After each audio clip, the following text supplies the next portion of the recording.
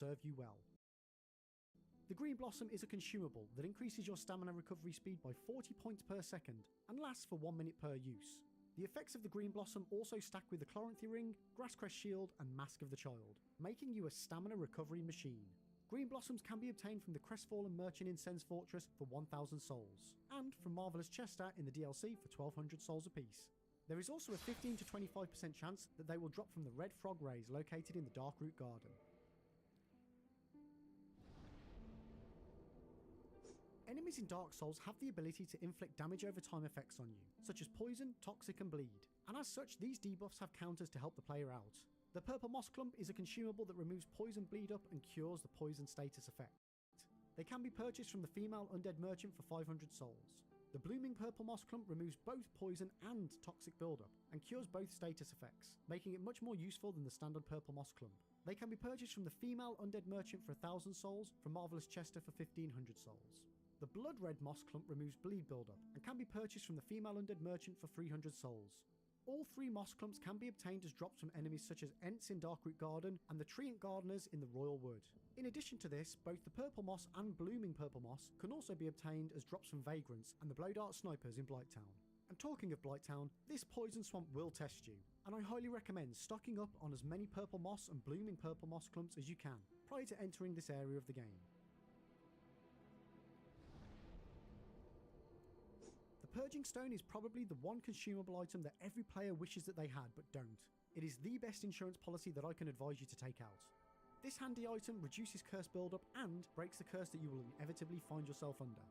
Being cursed halves your potential health pool, and this can be a nightmare of a situation to find yourself in, so make sure you have at least one Purging Stone in your inventory at all times. They can be purchased from the Female Undead Merchant for 6,000 souls, or from Oswald of Carim for 3,000 souls. These prices may seem expensive, but well worth it for avoiding the frustration of tackling tricky areas with a mere 50% of your health. There is also a 10% chance that they will drop from the Man-Eater shells in Ash Lake and the Crystal Cave, as well as being dropped by Vagrants. 2 are also obtainable by trading cracked red eye orbs with Snuggly the Crow.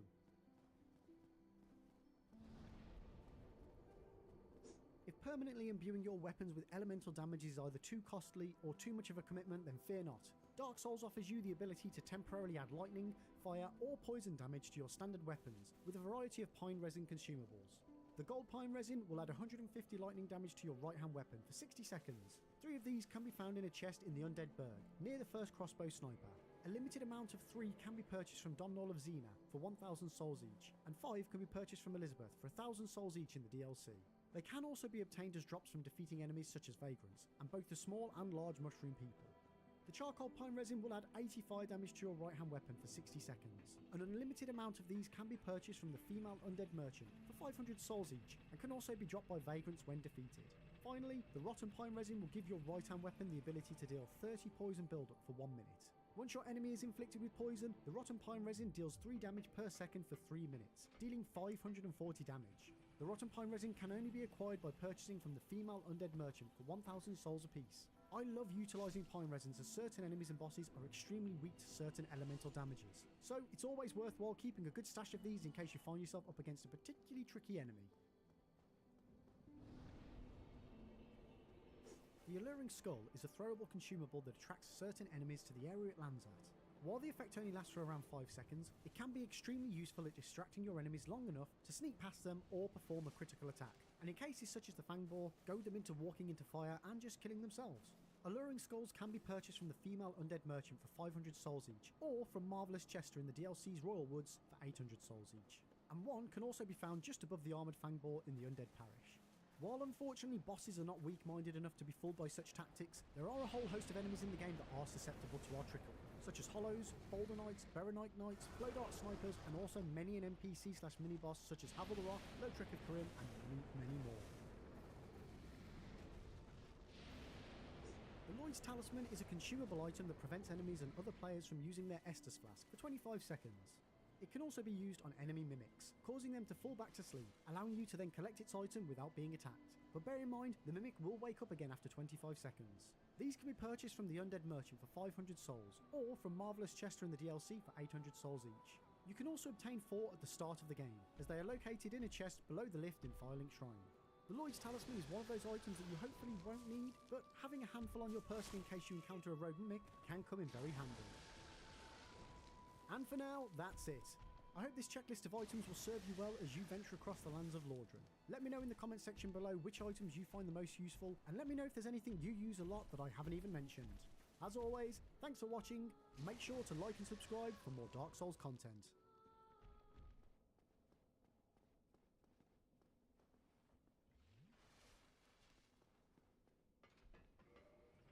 Here's 25 more secrets that you probably didn't know about in Dark Souls, and an extra special bonus secret about the final boss Gwyn Lord of Cinder that you definitely need to know about. Number 1. In the Crystal Caves, you soon become very aware of the many invisible paths that you will need to traverse in order to reach the area boss Seath the Scaleless. But did you know that there is also another invisible path in the opposite direction, leading to a blue Titanite slab? That's right. If you drop down to this small tunnel and start dropping prism stones, you can follow the path all the way to the large crystal platform on the far end. But be warned, the invisible path does not go in a straight line like the others in the area. Number 2. Great Grey Wolf Sif is a fan favourite amongst the Dark Souls community, and it pains us every time we are forced to do battle with this lovable pooch. While this battle is inevitable, if your short-term goal is to obtain the Hornet Ring, you can do so without triggering the boss fight. Just walk around the edge of the arena and collect the ring from behind the gravestone. Number 3. Ornstein and Smough are considered by many as the best boss fight in Dark Souls. But did you know that during the cutscene after you have defeated Ornstein, Smough bludgeons Ornstein's still alive body? Yup. Ornstein's hand is clearly still moving when Smough takes it upon himself to finish him. Number 4. A nice little hidden treasure trove can be found in Firelink Shrine. Head towards the lifts that take you to the Undead Church and drop down. This will then lead you to a small area with several chests containing a Morning Star, a talisman, 6 homes or the Firelink Shrine. Number 4. A nice little hidden treasure trove can be found in Firelink Shrine. Head towards the lifts that take you to the Undead Church and drop down. This will then lead you to a small area with several chests containing a Morning Star, a talisman, 6 Homewood Bones, 4 cracked red eye orbs, and 4 Lloyd's Talismans. Number 5. While the Hornet Ring boosts critical damage from backstabs and riposts by 30%, it also changes the attack animations when used against humanoid NPCs and other players. The new animations are more reminiscent of the ones used in Demon Souls.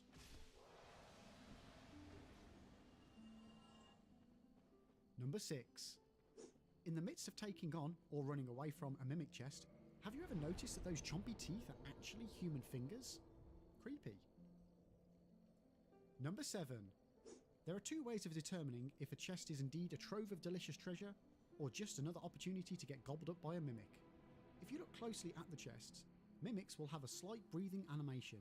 This is more visible if you lower the angle of your camera, and you will see the lid of the chest slowly rising and falling, and you will also be able to see inside the chest and see the mimic. The other more obvious tell is the chain attached to the chest. If the chain curls towards the chest, then fear not, open at will. But if the chain is broken and trails towards you, then it's a mimic. Number 8. In the depths, you will encounter all sorts of creatures and monsters, but no creature is grander than the giant rat. Have you ever spotted that the giant rat actually has a bandit's axe stuck in one of its eyes? Number 9. The Hellkite Wyvern on the bridge is a formidable foe, and there are a couple of tactics to easily defeat it.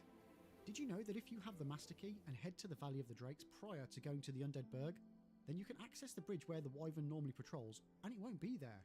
Don't worry though, when you do eventually go through the Undead Burg, the Wyvern will then trigger and head for the bridge as normal. Number 10. Amongst all the traps and contraptions in Sen's Fortress, there are prison cages hanging all around the area. Once unlocked, you can actually use one of these cages as a lift to avoid the gauntlets. To get the cage key, all you need to do is run and jump over this gap and follow the stairs all the way down until you get to an area with a serpent mage enemy. Kill the enemy and collect the key from the far end. You can then utilise these lifts to take you from the room just outside the boss arena all the way back to the main walkway at the beginning of the fortress. Number 11. Back in the depths, you will encounter rats upon rats upon rats. You will even be ambushed by rats smashing out of crates to attack you. But did you know that you can just shoot these crates from afar and no more rats? This only works with range attacks, as if you try and smash it with a melee weapon, the rats will still attack you. Number 12. Also dotted around the depths, you will find eerie crystallised black statues. Now, while you might not give these statues more than a second thought before you smash them into tiny pieces, they actually represent other players who have been cursed by the basilisks. Number 13. If fighting one Sanctuary Guardian wasn't enough, after defeating Knight Artorias, head back to the start of the DLC area and you will face not one, but 2 more Sanctuary Guardian mini-bosses. Number 14.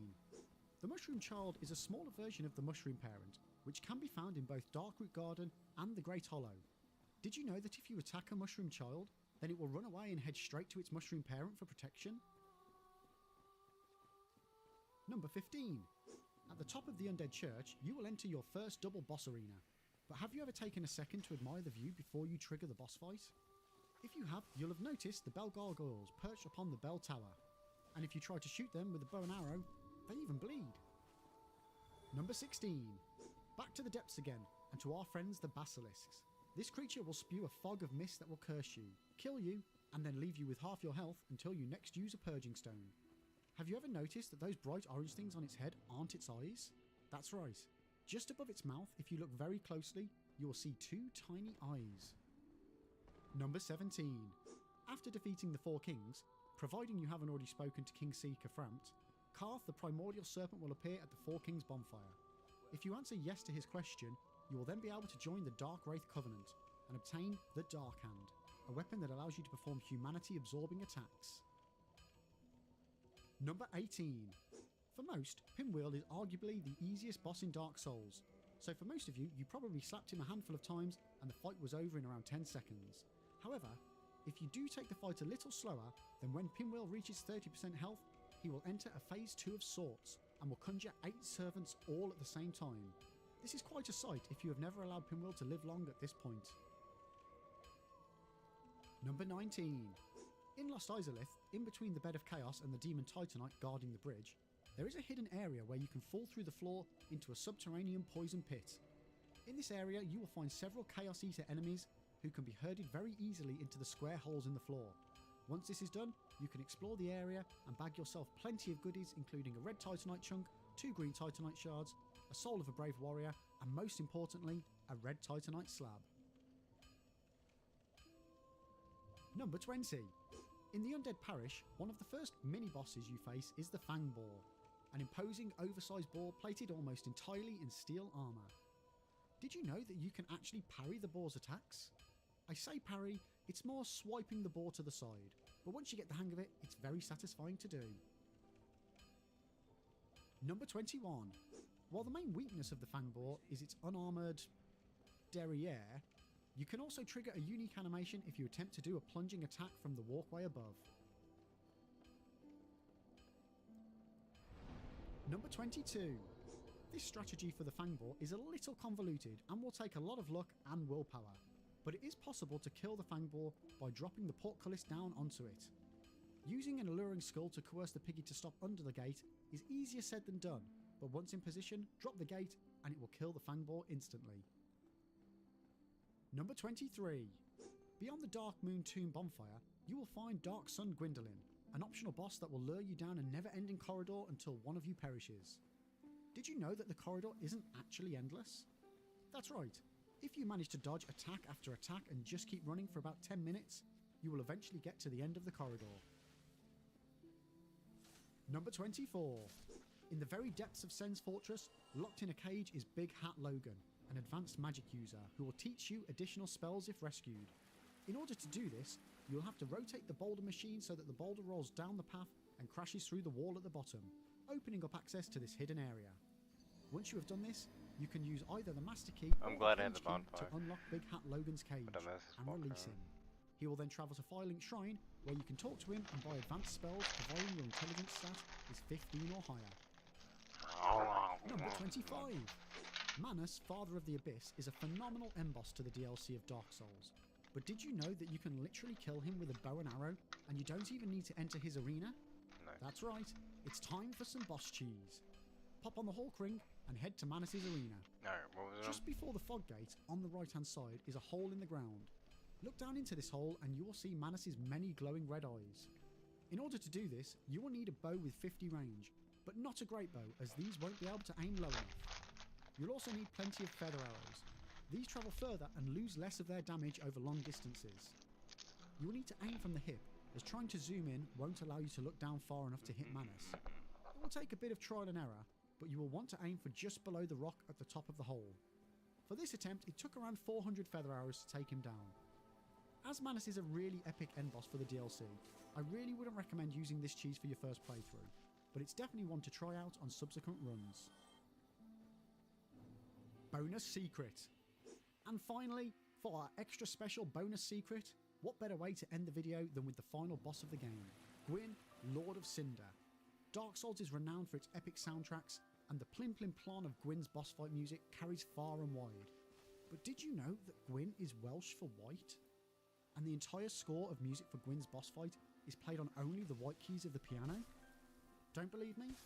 Well, check this out. Let me know how many of these secrets you already knew about in the comments section below, and don't forget to like and subscribe. Thanks for watching, and thanks to everyone who helped me reach my 500 subscriber goal. Here's to the next 500. You still yapping, dog? That's crazy. Pling plong, pling plong.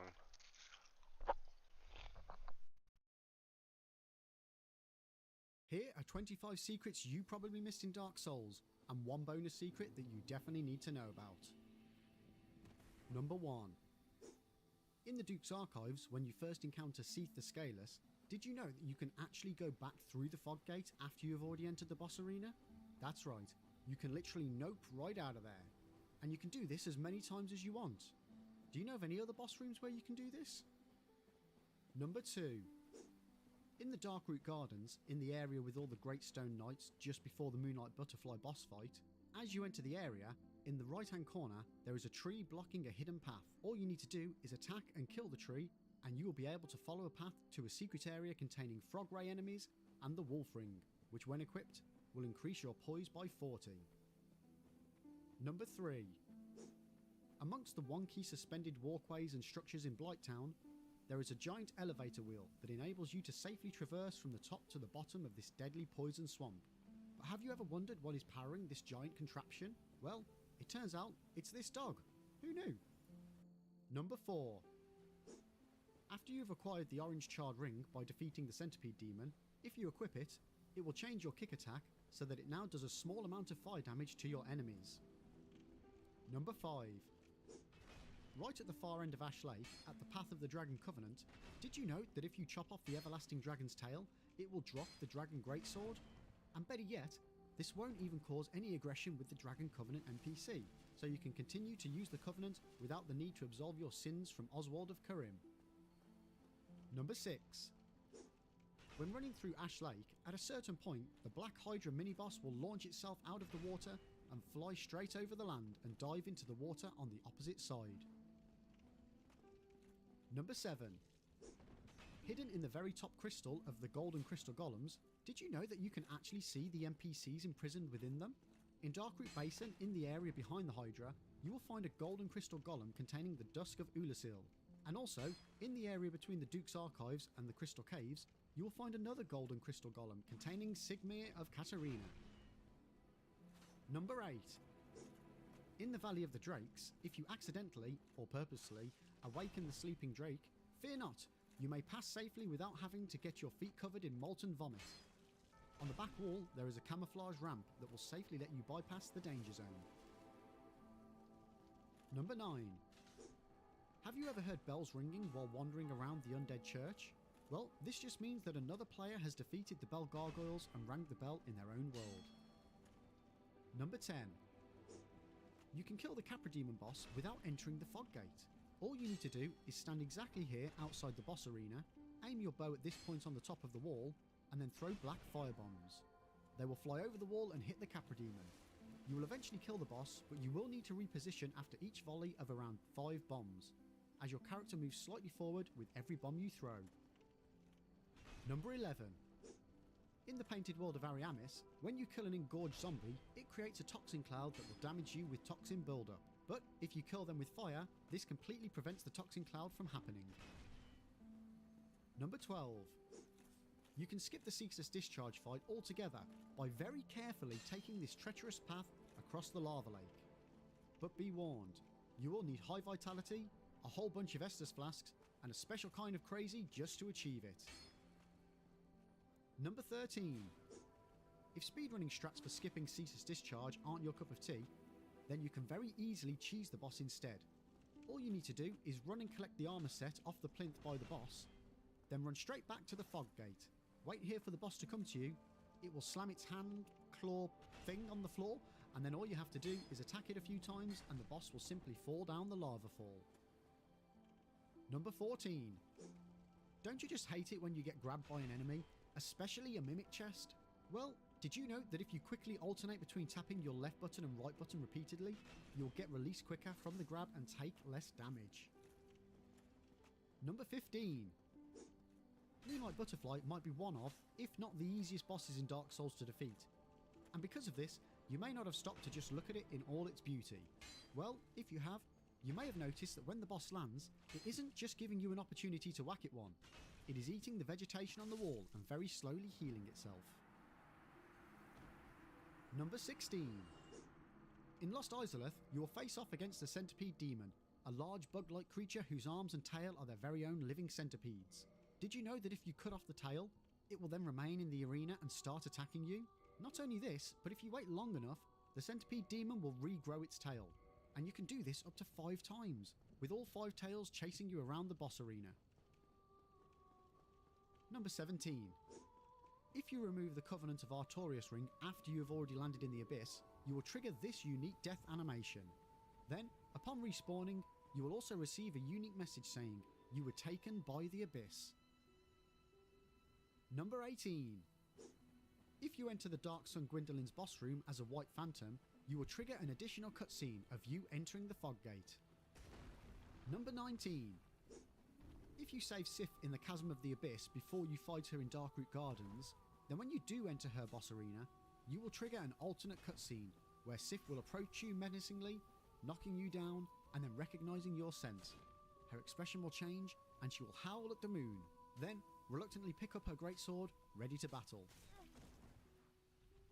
Number 20. In Dark Souls, there are 3 types of resins that can apply elements to your weapons: rotten pine resin, gold pine resin, and charcoal pine resin. These 3 resins correlate to the methods originally used to defeat the dragons, as shown in the opening cutscene. Lightning. Gwyn's mighty bolts peeled apart their stone scales. Fire. The witches weaved great firestorms. Poison. Nito unleashed a miasma of death and disease. Number 21. You can use Lloyd's talisman on an awakened mimic to safely put it back to sleep again. If you do this, there is a high chance it will drop the mimic headpiece, but it will definitely drop the item it usually contains. Number 22. The run back in Anor Londo from the interior bonfire to the area boss, Ornstein and Smaug, can prove to be a little tiring. But did you know that you can drastically cut this run down by doing a running jump over the handrail on the first spiral staircase, just like this? Number 23. If you die with a rather hefty amount of souls or humanity, you can then equip the Ring of Sacrifice. If you die again before you manage to retrieve them, your bloodstain will still be waiting where you originally died, containing all your souls and humanities. Number 24. It is possible to deflect the explosive boulders in Sen's Fortress using the Wrath of Gods or Force Miracles. This takes a little practice to get the timing right, but it can get you out of a sticky situation. Number 25. Do you like kebab? Maybe. Do you like being a kebab? I thought not. Well, in the catacombs, you have most likely succumbed to the spiky statues dotted around the place. Did you know that it is only the statues that have the mask of the mother on their face and the mask of the child on their bellies that will fire spikes at you? Any statue with just the mask of the father is safe to pass. Bonus secret. If you defeat the Black Dragon Calamite without getting Hawkeye Goth to shoot him down first, and yes, this is possible with a lot of armour, quick controls, and nerves of steel, Then you will receive an alternate dialogue from Goth, expressing what an honor it is to meet you. And that's it.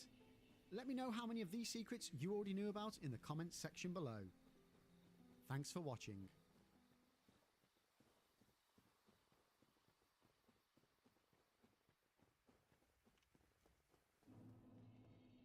Today, we are going to play Dark Souls Remastered completely.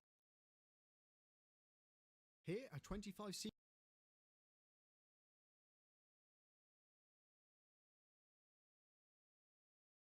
20 secrets that you probably missed in Dark Souls, and one bonus secret at the end that you definitely need to know about.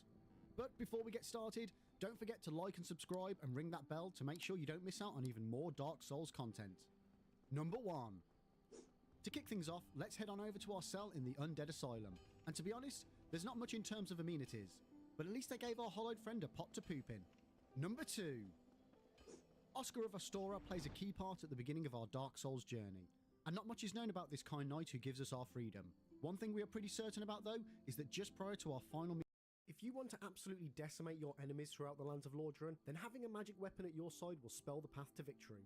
With that in mind, here are all 12 weapons in Dark Souls that by default dish out that magic power you so desire. Number 12. The Crystal Ring Shield can be obtained by ascending almost any standard plus 10 shield, alongside the soul of the Moonlight Butterfly with the Giant Blacksmith in Anor Londo. To upgrade the Crystal Ring Shield to its maximum level of plus 5, you will need a grand total of 10 Demon Titanites and 25,000 souls. The Crystal Ring Shield has the highest magic damage reduction of any shield in Dark Souls, of 90%. And what makes it special is that it can also act as an offensive weapon, whereby pressing either L2 or R2, depending on which hand it's held in, launches out a vertical magical disc that will strike your enemies at range. However, this will use up 4 durability points per use, but as the shield has 120 durability to start off with, shouldn't make this much of an issue. In its base state, this magic attack will deal 100 magic damage, and when fully upgraded will do 150 magic damage. The Crystal Ring Shield requires 10 levels in strength to wield, making it very accessible for all players, especially those wanting to dabble in a little magic, without having to commit any levels into intelligence. One thing of note is that even though this weapon is called the Crystal Ring Shield, it is not a crystal weapon, and can therefore be repaired. Due to its high magic damage reduction, this shield is a must-have for anyone going up against sorcery-wielding foes, and coupled with its fun moveset and special attack, make this a fantastic magic shield both defensively and offensively. Number 11. The Stone Greatsword can be obtained either as a 2% drop from the Great Stone Knights located in the Darkroot Garden, or it can be purchased for 15,000 souls from Shiva of the East, who is located in Blighttown by the Elevator Water Wheel, but they will only appear if you are a member of the Forest Hunter Covenant. To upgrade the Stone Greatsword to its maximum level of plus 5, you will need a grand total of 10 Twinkling Titanites and 10,000 souls. To wield it, you will need 40 levels in strength and 10 levels in dexterity, making this greatsword a top choice for strength intelligence builds. While the Stone Greatsword has a C scaling in strength and dexterity and an E scaling in intelligence, its base damage output is 148 physical and 100 magic damage, going up to 222 physical and 150 magical damage when fully upgraded. With level 99 stats, the maximum damage this weapon can dish out is 476 physical and 172 magic damage, making a combined 649 damage output.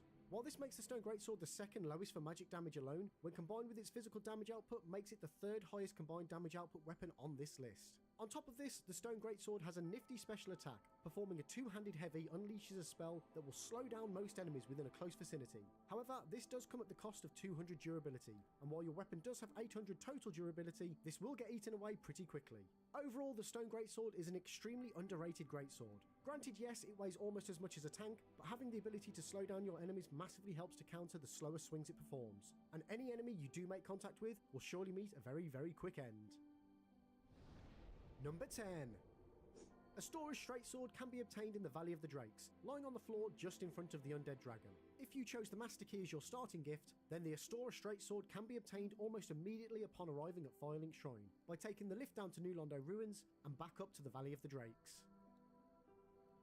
To upgrade the Astora Straight Sword to its maximum level of plus 5, you will need a grand total of 10 Twinkling Titanites and 10,000 souls. Even though you can obtain this weapon almost straight away, you will need to have 10 levels in both strength and dexterity, and 14 levels in faith.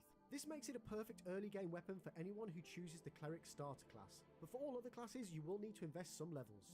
Astora's Straight Sword has a C scaling in strength, dexterity and faith, and has split damage output between physical and magic damage, starting at a base 80 physical and 80 magic, going up to 120 apiece when fully upgraded. And as it's standard for most straight swords, it weighs 3 units and has 160 durability.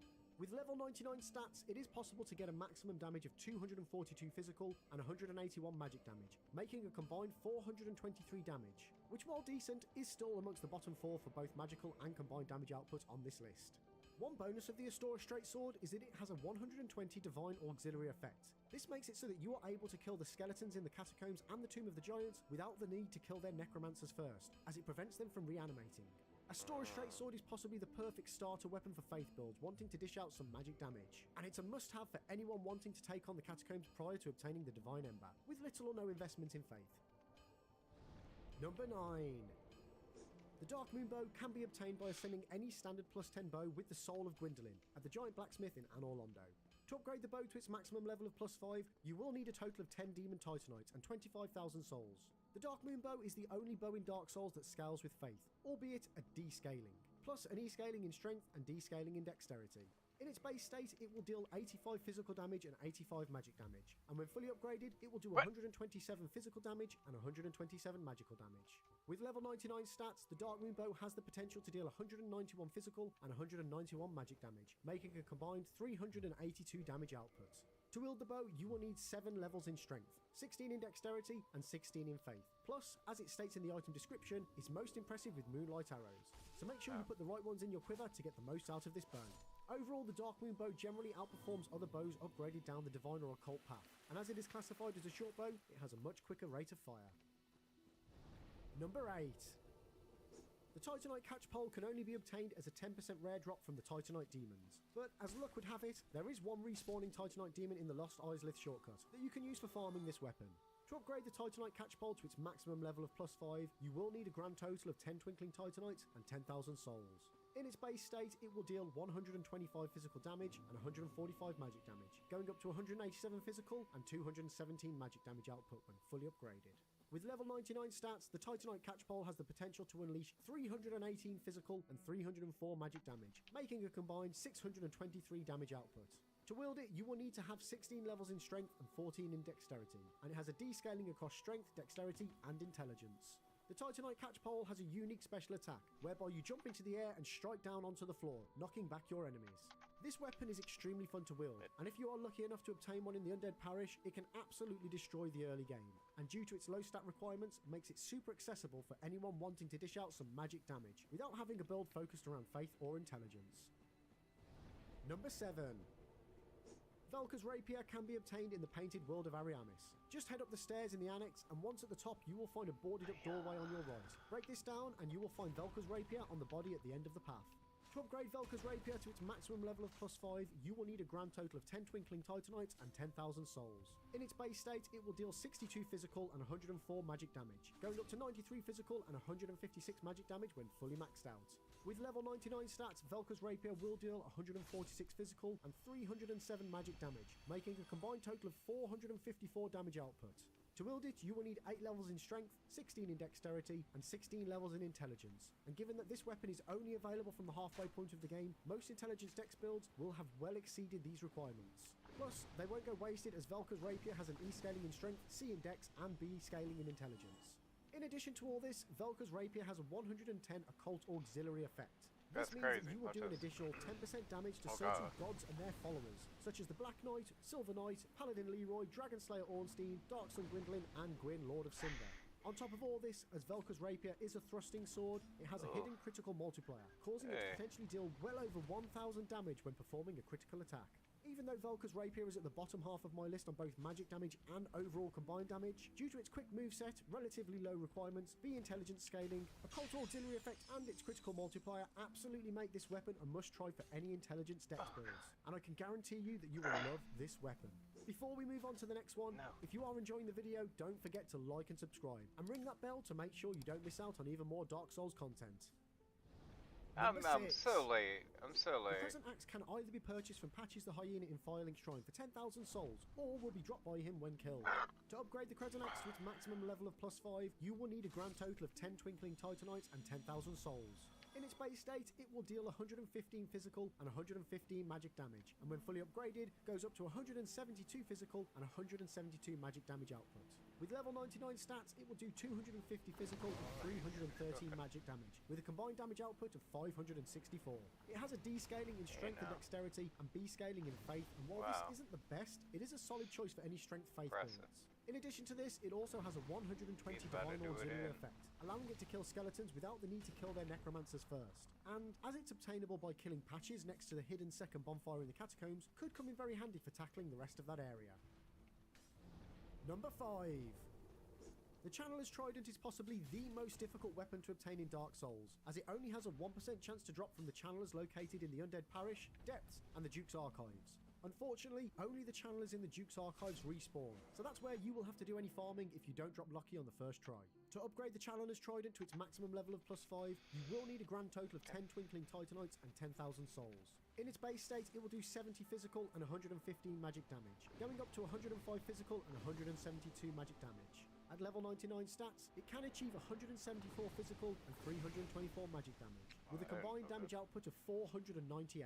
It has an E scaling in strength, C in dexterity, and B scaling in intelligence, making it a worthy option for dex intelligence. What you doing, dog? It has a special heavy attack that, like the in-game channelers, causes the player to do a little dance. This will then buff the attack power of any allies or summons by 20%, and lasts for around 30 seconds. But this does come at the cost of 80 durability points per use, and as you only have 240 durability to start with, you can only use this special 3 times between repairs. This is a very handy long-reach weapon to wield, and due to having a higher combined damage upgrade cost compared to, say, the Moonlight Butterfly Horn, makes this the better option where magic spears are concerned. Number 4. The Great Sword of Artorias can be obtained by ascending a standard +10 broken straight sword or straight sword hilt alongside the Soul of Sif at the Giant Blacksmith in Anor Londo.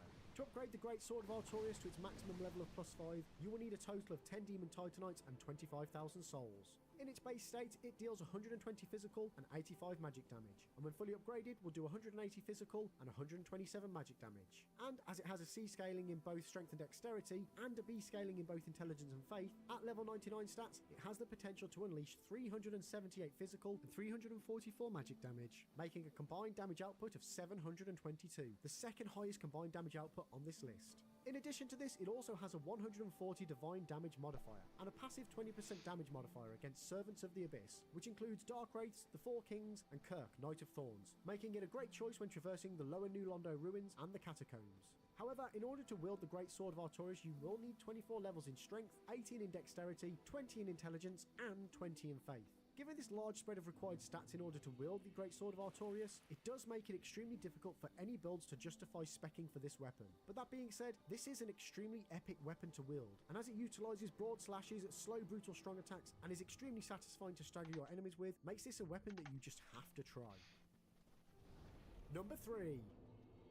The Moonlight Butterfly Horn can be obtained by ascending any standard +10 spear or +10 thrusting sword alongside the Soul of the Moonlight Butterfly with the Giant Blacksmith in Anor Londo. To upgrade the Moonlight Butterfly Horn to its maximum level of +5, you will need a grand total of 10 Demon Titanites and 25,000 souls. Once obtained, the Moonlight Butterfly Horn will deal purely magic damage, and has a B scaling with intelligence. So even though it's described as a thrust weapon, it will deal no physical damage. It has a base magic damage of 120, and goes up to 180 when maxed out, but this will be higher due to its intelligence scaling. And at level 99 stats, it has the potential to dish out 360 magic damage, the third highest magic damage output on this list. For anyone doing an intelligence build, the Moonlight Butterfly Horn is a great option to go with. The boss soul is available early on in the game, and the horn has low requirements of 12 strength and 14 intelligence. Being a spear in nature, it offers a long-range moveset that means you can poke and prod your way to victory without the need to put yourself in too much harm's way. Number 2. The Grant is a great hammer that can only be obtained by killing Paladin Leroy just at the end of the Tomb of the Giants. To upgrade the Grant to its maximum level of +5, you will need a grand total of 10 Twinkling Titanites and 10,000 souls. In its base state, it will deal 130 physical and 130 magic damage, and when fully upgraded will deal 195 physical and 195 magic damage. At level 99 stats, it will unleash a staggering 358 physical and 421 magic damage, with the highest combined damage output on this list of 780 damage. To wield the Grant, you will need 50 levels in strength and 30 levels in faith. And while this may be a lot, for any strength faith build, every single one of these levels will be utilised, as the Grant has a B scaling in strength and an A scaling in faith. In addition to this, the Grant has a very special heavy attack that unleashes a shockwave in every single direction, knocking any non-enemy boss back, and as we know, dealing high levels of damage all round. But as with most special weapons, this one does use up 200 durability, and with only 600 to start with, means you will only be able to use it 3 times between repairs. The Grant also has a 130 Divine Auxiliary effect, allowing you to take out skeletons without the need to kill their necromancers first. But one extra bonus is that this special shockwave attack also has the Divine Auxiliary effect, meaning you can utilize it to kill skeletons. The Grant by no means is a quick weapon. Weighing in at a whopping 24 units make this the heaviest weapon on today's list. But I do feel that when you combine both its insanely high damage with its ability to knock back enemies with its special, make this a phenomenally good magic weapon for any strength faith builds. Number 1. And now to the granddaddy of them all, the Mona Lisa of From Software's weapon catalogue. It's the Moonlight Greatsword, and this weapon can only be obtained by chopping off the tail of Seath the Scaleless. To upgrade the Moonlight Greatsword to its maximum level of +5, you will need a grand total of 10 dragon scales and 50,000 souls. In its base state, the Moonlight Greatsword will deal 132 pure magic damage, and when fully upgraded, will deal 198 magic damage. It starts off with an A scaling in intelligence, but at +3 it will then increase to an S scaling. At level 99 stats, the Moonlight Greatsword will unleash the highest magic damage of all the weapons on this list, at an astonishing 521 magical damage output. In order to wield this iconic weapon, you will need to have 16 levels in strength, 10 in dexterity, and 28 in intelligence. One of the Moonlight Greatsword's most iconic moves is its heavy special attack, whereby it will launch magical blades at your enemies, which then explodes on impact. This special attack does use up durability. One-handed uses 20 durability, and two-handed uses 40 durability per use. While its overall damage makes this weapon number 6 on my list, for pure magic damage output, this iconic greatsword with its S scaling in intelligence is the magic weapon. And if you ever do an intelligence build and don't get this weapon as soon as it's available, then you are sorely missing out on one of the best magical experiences the game has to offer. And for now, that's it. As with all my videos, please remember Dark Souls is a vastly complex game, so determining the best of anything is always subject to the enemy you're fighting, the situation you find yourself in, and the type of player that you are. This video covers all the weapons that by default output magic damage, and is ordered by that magic damage, as can be seen here by this list. But fret not, I will be covering the best weapons that you can ascend down the magic and enchanting path in a future video. But for the time being, let me know in the comment section below which of these weapons is your favourite, and which one you think just belongs in the trash. As always, thanks for watching, and don't forget to like and subscribe for more Dark Souls content.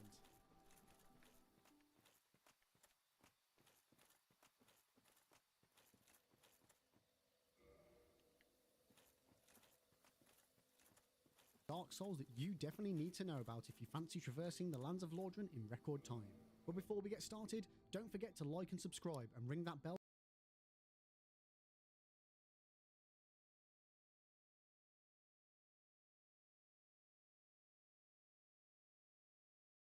Here are the top 10 shields in Dark Souls that you need to know about. Plus, one bonus shield right at the end that isn't actually a shield, but still outperforms most of the others. Oh my god. Number 10. The Sanctus is a standard shield that can be obtained by defeating Paladin Leroy's invasion just at the end of the Tomb of the Giants. Dead. In order to wield the shield, you will need 10 levels in strength and 18 in faith, which can limit its use somewhat. You can still use the shield if you don't meet the faith requirements, but it will reduce the stability of the shield. At an initial glance, this shield may not look like anything special. It does have a 95% physical damage reduction, but is lacking when it comes to magic, fire and lightning reduction. But it does have a few handy tricks up its sleeve. Firstly, when equipped, the Sanctus will restore 2 HP per second, even when it is worn on your back. This won't be particularly helpful in negating damage during fights, however it will slowly build your health bar back up while exploring. Secondly, not only does the Sanctus have a 90% bleed build-up resistance while blocking, it also has a 100% curse build-up resistance while blocking.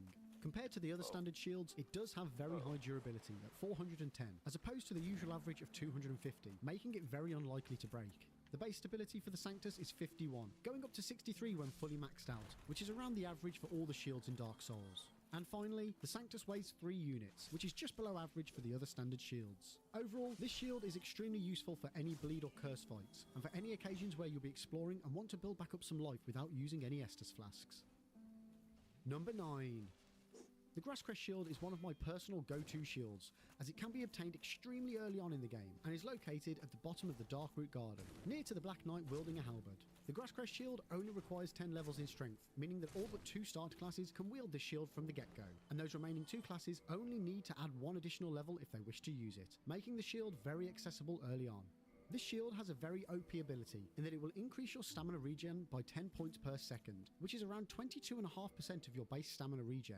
As with the Sanctus, this effect will also work when the shield is on your back, freeing up your hands to two-hand your weapon of choice for some extra damage. Other than this, the shield has a respectable 95% physical damage reduction and 70% fire damage reduction. It also boasts a 90% bleed build-up resistance while blocking, but it does have a lower than average durability of 200. And while this isn't much below the average, it does mean it could break earlier than your average shield. Stability-wise, the Grass Crest has the same specs as the Sanctus, with a base stability of 51 going up to a maximum of 63 when fully upgraded. The weight of the Grass Crest shield is 3 units, so again, just below average for other standard shields. For me, the Grass Crest shield, along with the Heater shield, is one of 2 early game shields that I always utilise on my playthroughs. Just on the stamina regeneration increase alone, this shield seals the deal for me. Number 8. Talking of the Heater shield, this is my number 1 go-to early game shield, and has on many occasions seen me through the entire game.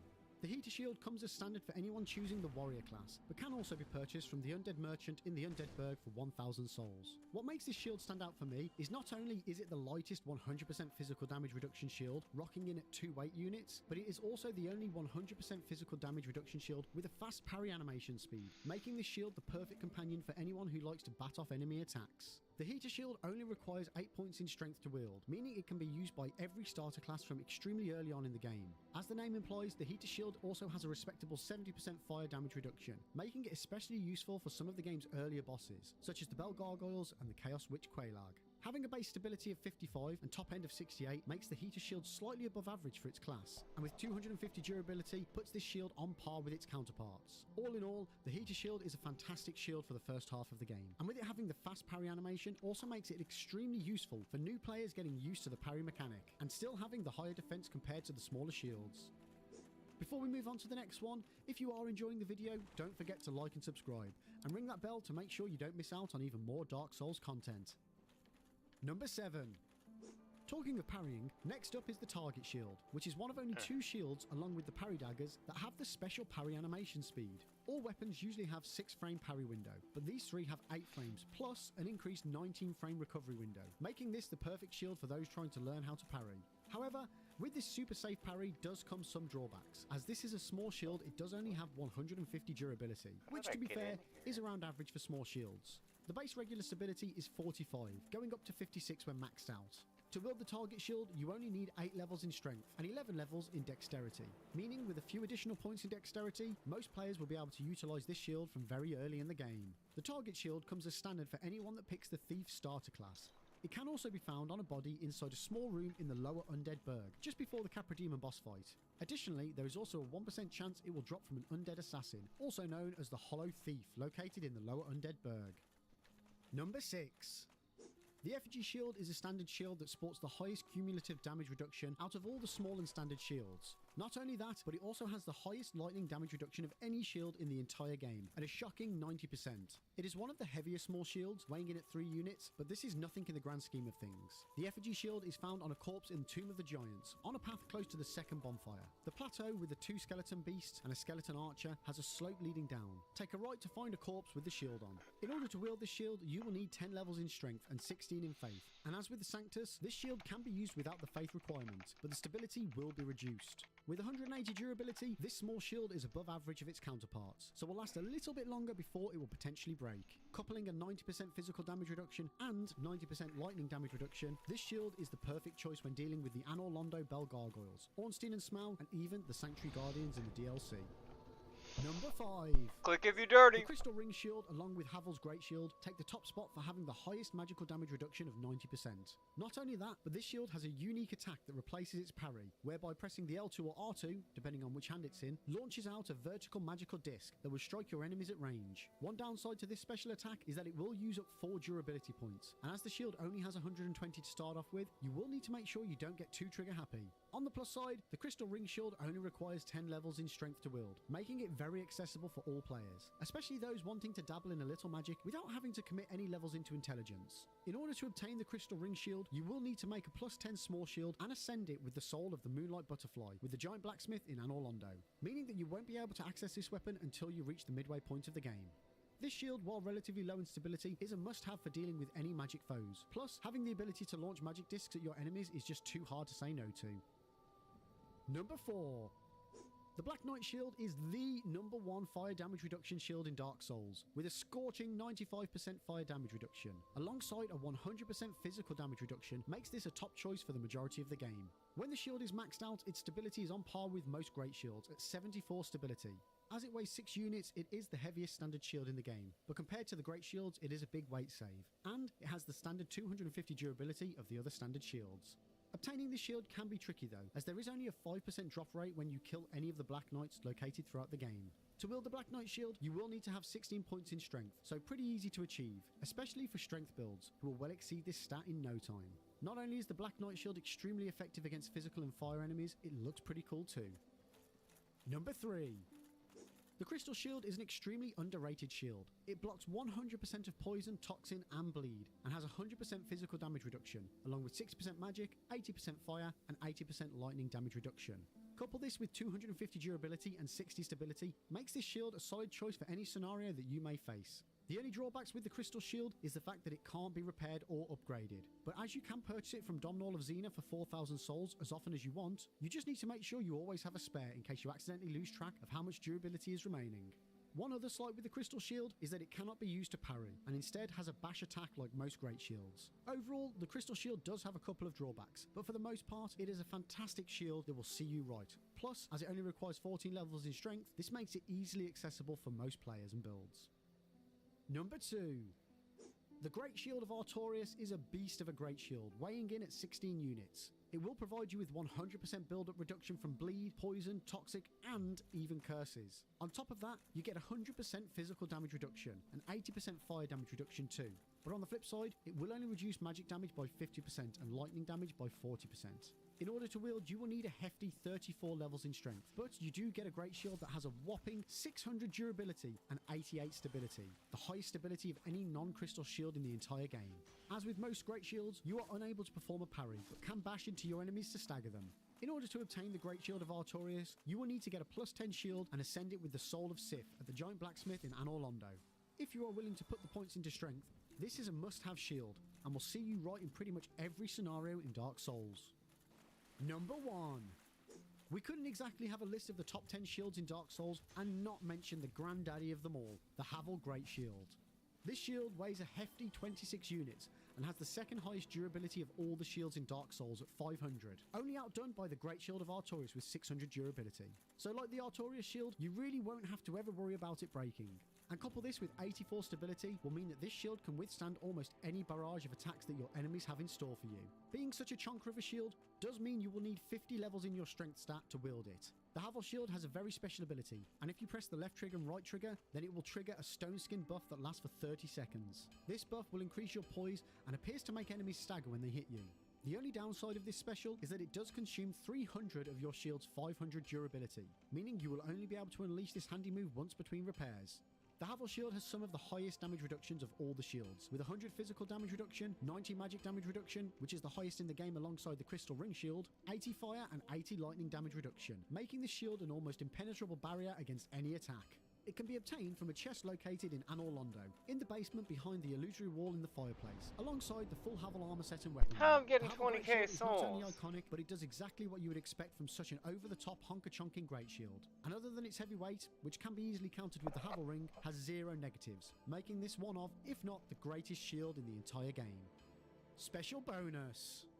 Most would think that the Dark Hand is a right-handed fist weapon that has the special ability to steal humanity from other players and NPCs, but when wielded in the left hand, it will act as a shield. As a shield, it has 80% damage reduction in all 4 damage types: physical, magical, fire and lightning.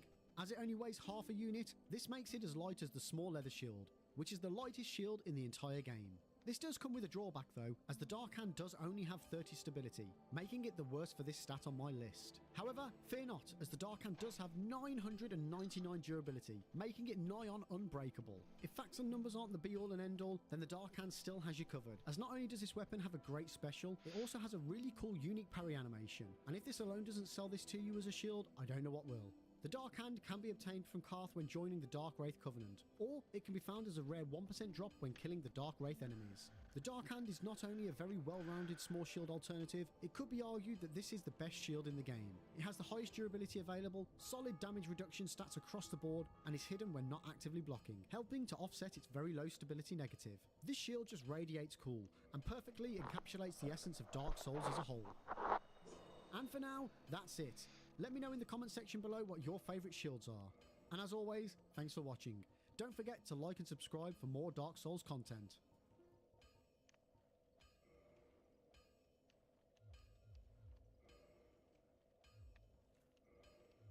In the world of Dark Souls, rings are an equipable item that will help you along your journey through the lands of Lordran. With 41 available rings and only 2 slots to hold them at any one time, here is my guide on the top 15 rings that will serve you best during your playthrough. Number 15.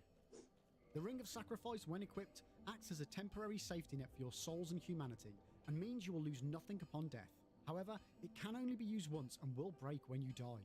If you are in human form and die while wearing the ring, you will also stay in human form upon revival.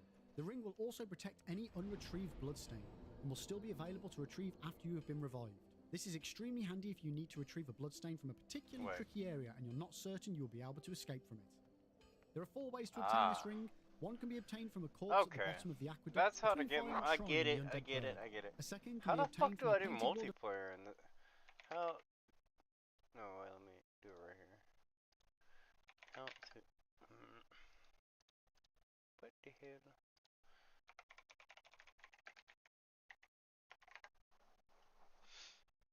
No. Yeah, that one.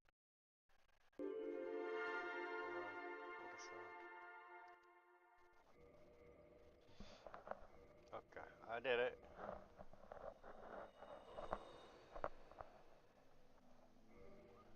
Create my character? What are you meaning? Oh my god. Get the white stuff.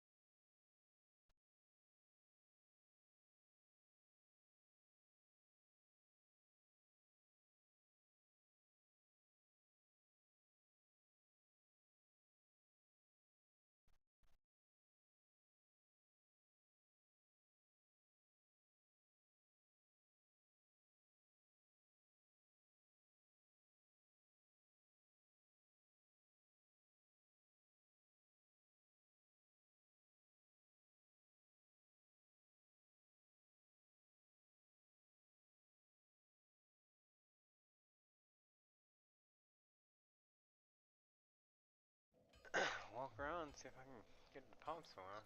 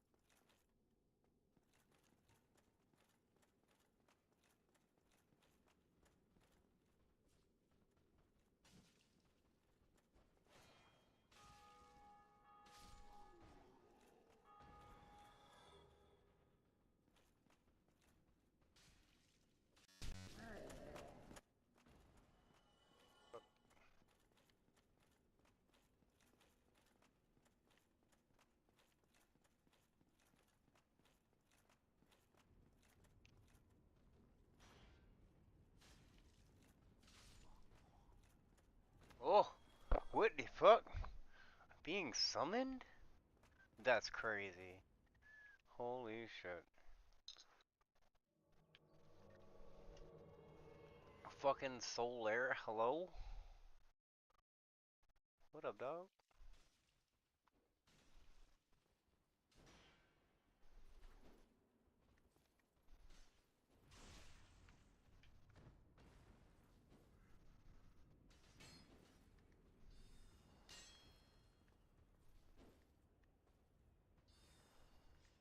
Okay.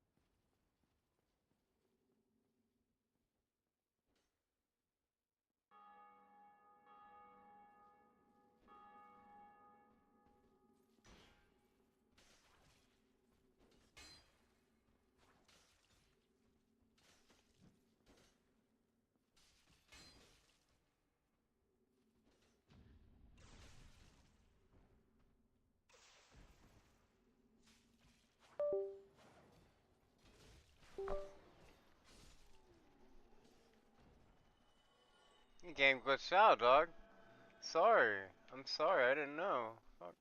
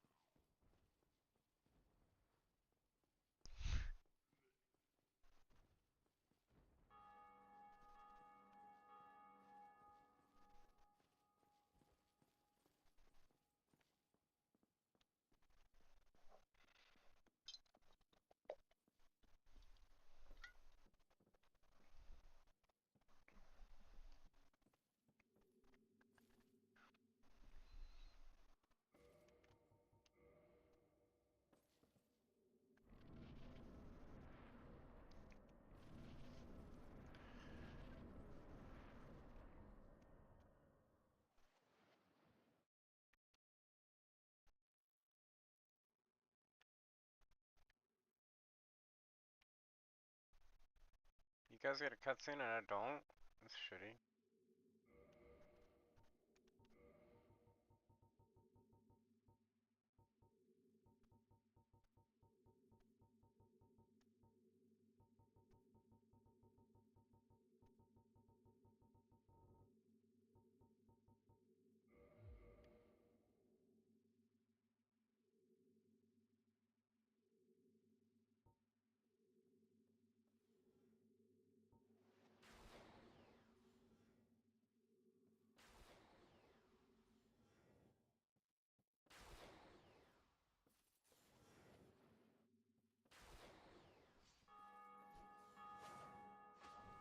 Ah, there he is.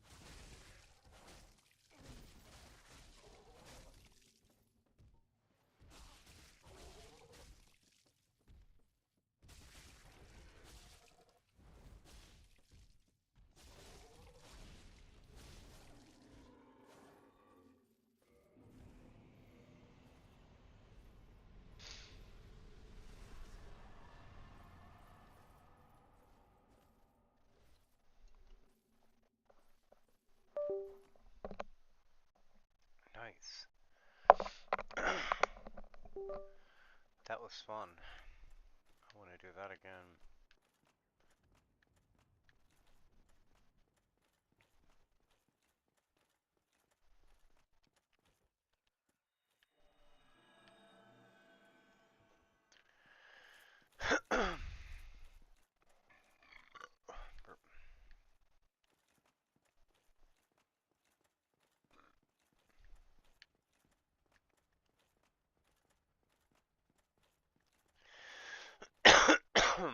God damn.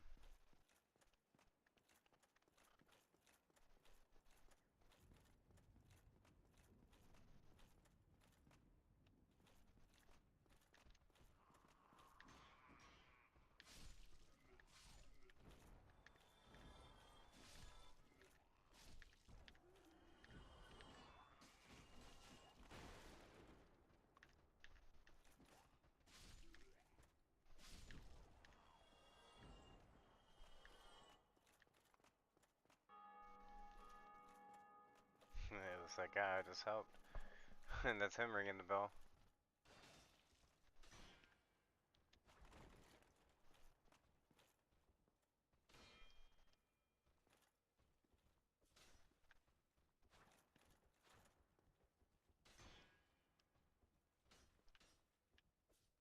Hey, dog.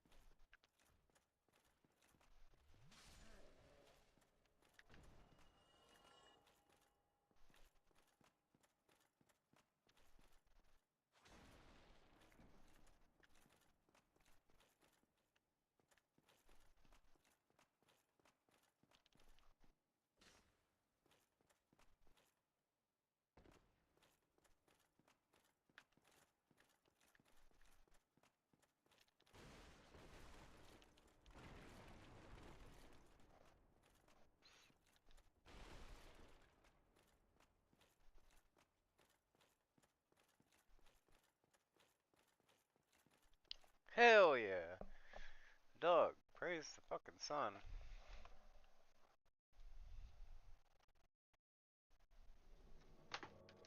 Yo, what's up, dog? Testaheno. Yo, what's up?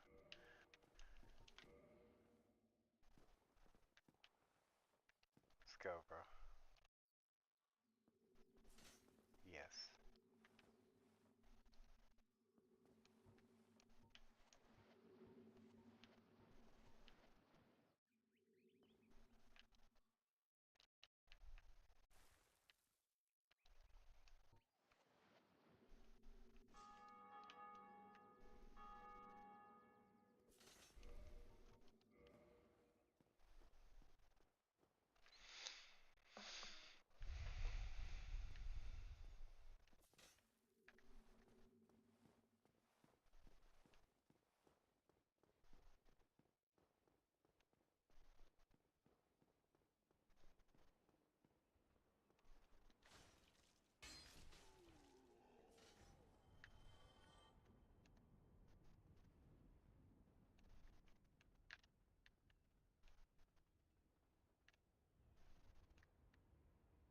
Hmm?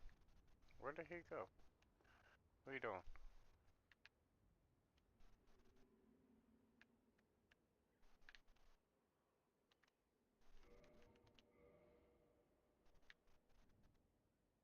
He's trying to probably figure out how to kick me.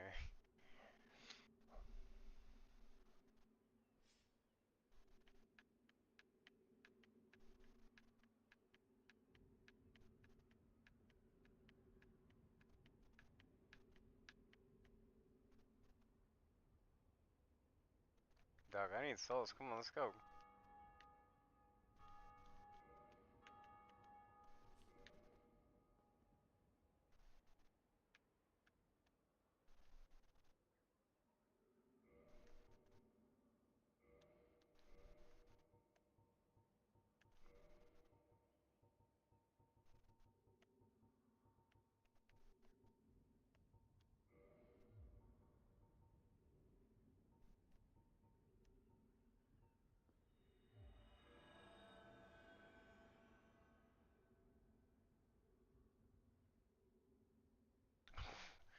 Fake.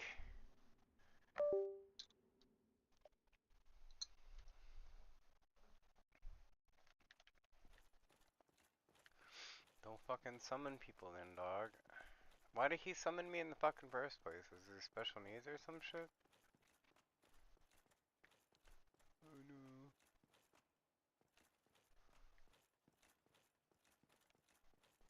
I'm jumping off, dude. Fuck it.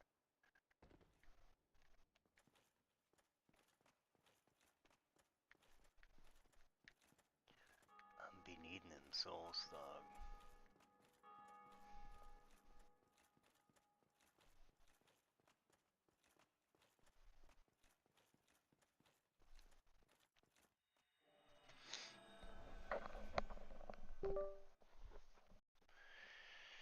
I need more alcohol.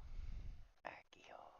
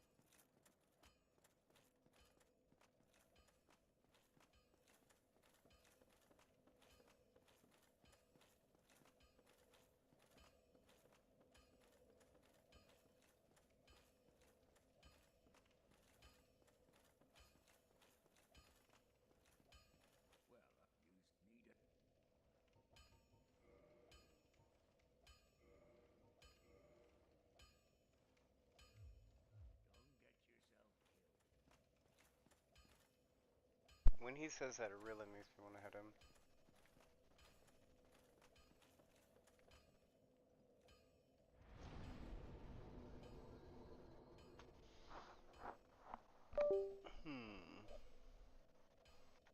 Let me use the bathroom. Be right back.